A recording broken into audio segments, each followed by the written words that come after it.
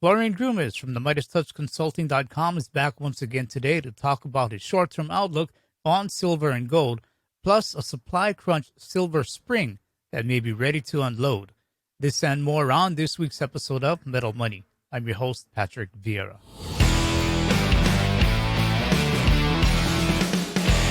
Florian Grummes, welcome back to Metal Money. How are you doing? Hey Patrick, thanks for having me. Pleasure to be here again. Glad to have you back. Appreciate you coming on. Florian, last time we spoke, which was about 2 months ago, you said that as long as gold can hold that $1,800 level, you weren't too worried about gold in the short term. Since that interview on a weekly chart, we saw gold move down to 1747, but then it worked its way back up to right around 1800. Is gold at a crossroad without a clear signal if we'll see prices break out or break down, or have your technical analysis suggested anything to you? Yeah, I think that overall gold is still in this correction since August 2020, so more than 14 months already. And to be very honest, at that analysis, there has no change has to be made, because we are still meandering somehow sideways, lower. It's very tricky market, I would say. A lot of confusion. You have tricky signals, and then at the end of the day, gold is going nowhere. That's unfortunately the conclusion that I have to share with you. We had three important lows at 1677 three times. So gold did not make a new low over the last 2 months, but it neither did make a new higher high. So we are still in the sideways corrective consolidation. Nobody really knows what's exactly going on. We had a nice recovery over the last 3 weeks, right? From this low that you mentioned, 1720. Many of the mining stocks also recovered nicely. Silver also came back nicely from the lows. But in the bigger picture, I don't have any clear indication that this correction is actually really over. So both metals, the gold and silver, currently trying to regain their 200-day moving averages. They're somehow still, and those two averages are still kind of like moving sideways to lower, which is also an indication that the whole thing will need more time. And I think that's my main takeaway. Gold and silver, the precious metals, still need more time until we will see a new uptrend, a sustainable, large, big new uptrend, which would be the next leg up in a bigger bull market. Okay, we'll touch on a few of those things. Gold is often viewed as an inflation hedge. Why hasn't gold risen more given the increase in the inflation chatter, given the shortages that are going on, shortages in labor, material supplies in general? Yeah, I mean, I think that's the big conundrum, or that's the frustration of many gold and silver bucks. I mean, it should have been basically performing really well in that environment. And instead, gold and silver go sideways to nowhere while all the other commodities are going through the roof. So I understand the frustration. I've said it a few times in the past already. I think, first of all, gold and silver were the first ones to move over the last, between 2018 and 2020. Gold basically priced in already all this inflationary environment to a certain extent. And they are in a corrective cycle at the moment. So that's, speaking plainly technical, that's what it is. However, if you remember the 70s, and I think if you remember 1974 to 1976, you had a similar situation. You had the oil crisis. The oil price went through the roof already, geopolitical tensions, and gold and silver were in a correction for 2 years. And then suddenly they turned around and gold went up from $100 to $819 within 4 years. So something similar is very likely to happen over the next few years as well for the precious metals. Another thing that I need to mention, I believe that in the larger picture, or in the larger scheme of things, gold is probably building some form of a cup and handle pattern. And the cup started in 2011 and got finished last year in August. So it took basically 9 years to build that cup. And if you just look at a cup and a handle, the proportions are usually like 1 to 3 or something like this. So if the cup took 9 or 10 years, the handle should at least take 2 or 3 years. So I think it's normal to expect that this consolidation maybe runs into the next year, and then at some point, finally gold will start a new uptrend. And once it breaks out above 1900, 2000, then we are really quickly probably running towards 3000 and much higher. So, Florian, the traditional inflation hedge remains tepid while Bitcoin soars to new highs. What is lighting the fire beneath Bitcoin prices, and where do you think the Bitcoin prices will go from here? Well, Bitcoin is, Bitcoin had made its final low in the bear market, in the last bear market at 3,800 in the Corona crash in March 2020. At that time, gold was already in a new bull cycle for more than a year, 1.5 years actually already. So um, um, Bitcoin now has made a new all-time high just last week. Um, so the bull market is once again confirmed. Now, I believe over the next few months, we will gonna see an acceleration of that bull market. So that's a mass psychological phenomenon. Towards the end of a bull run, suddenly everybody is getting in, right? The information that something is going up all the time and you just blindly had to invest in and could made a lot of money is spreading more and more. So that means more and more new people coming on board. They have basically not invested yet. And now you can see Bitcoin is reaching more and more mainstream people, if you want to say. And also more and more institutional money is coming in. Now there's an ETF coming, or it has been, it's based on the Bitcoin future. So it's a pretty questionable tool actually to invest in Bitcoin, but at least it is there. And in the short term, it's creating a hype. So I think that Bitcoin has good chances to see 100K over the next 2 3 months, maybe even higher, 150, maybe 200,000 is even possible over the next 3 to 6 months. Let's see. Usually, the fourth quarter, December, often has, or most of the time, has brought an important top for the Bitcoin, which then would also affect all the altcoins, the whole sector, obviously. So that's my main expectation right now, that we're going to see this final parabolic spike over the next 3 months, Bitcoin going to 100, 150, maybe even 200,000.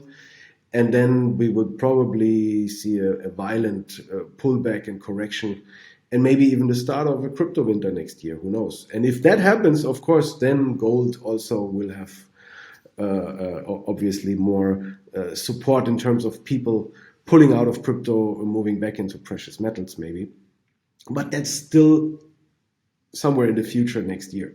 So over the next 3 months, with some luck, maybe even the first quarter next year, Bitcoin should do really well, and that obviously will also push all the altcoins higher. And we're gonna probably see a real speculative frenzy at the end, which is typical for the final leg up in a bull market. And I know we touched on this, but Florian, with silver's rally in the past week, has silver broken out of any short-term downtrend technical pattern that has gotten you maybe a little bit excited enough to believe that silver has begun to reverse from more than a year's consolidation? Yeah, maybe we take a look at the chart. So I have quickly here a daily chart for silver, and you can see this is like the last 1.5 years, basically. Oops. And you can see that silver had this nice run up last year within a few months after the Corona crash down here. Um, and since then, it's basically moving sideways. Okay.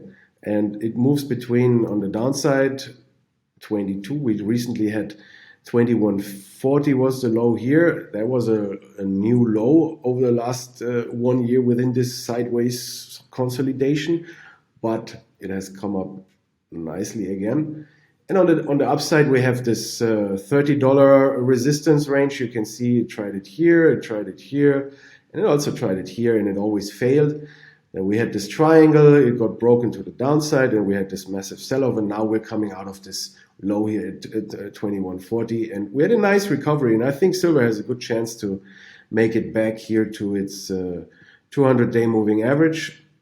which is still kind of like sideways to a little bit lower. So I would say this is still more a neutral setting, while in gold, the 200-day moving average is clearly moving lower. So silver really needs to break out above 30 here. And this is still, as you can see, more than $5 away. And I think it still takes quite some time to get this finally happening, but it will happen at some point. So my assumption right now is silver is probably able to rally back to this 200-day moving average here, and then it will trade back and forth, sideways, who knows. And we probably will get another pullback at some point because, as you can see already, the daily stochastic is rather overbought. So there's not so much room over the next, let's say, 1 to 3 weeks to move much higher than the 200-day moving average. We will need to have another breather or pullback. And then we have to see how things evolve. But silver also tells me, be patient. Time is on your side. As long as you buy the physical metal, you don't have to be afraid of anything. I buy any weakness, any dip. We do this actually nearly on a weekly basis. Also in our Telegram channel, we share these entry points. And I remain very optimistic for silver in the long run. Over the short term, it looks like we have a little bit more upside. Midterm, I would say be patient. I'm not sure if we really seen the lows. Maybe we dip one more time below 20, maybe not. It's very difficult to say what's going on in such a sideways period. I think that's also something people have to understand. These market environments are one of the most difficult ones because you get so many wrong signals all the time. And basically what you need to do is within a channel, you sell the resistance at 30 and you buy the support around 20. But once it gets there, it always looks like now it's breaking out. And then no, it stays this time within the channel, and then maybe next time it will break out. Who knows? So I avoid actually trading in such an environment completely. But as I said, physically, you have not to be afraid of anything. Instead, I think any price of silver below, let's say 24, 23, is already a long-term gift. Okay, you said some interesting numbers there, 20, 21, 30. Interesting because some technical analysts have pointed out that silver is still forming a pretty huge bull flag pattern where the top of the flag is about at that 28.30 level you mentioned, and the base is between 21, 22, which you mentioned as well. Is this pattern also on your radar, and is it a strong pattern for you, or is it just a sideways trading range? Yeah, for me, it's primarily a sideways trading range. I mean, we had this one pattern that I just showed in the chart here, this triangle, this one here, which was very obvious, the red one.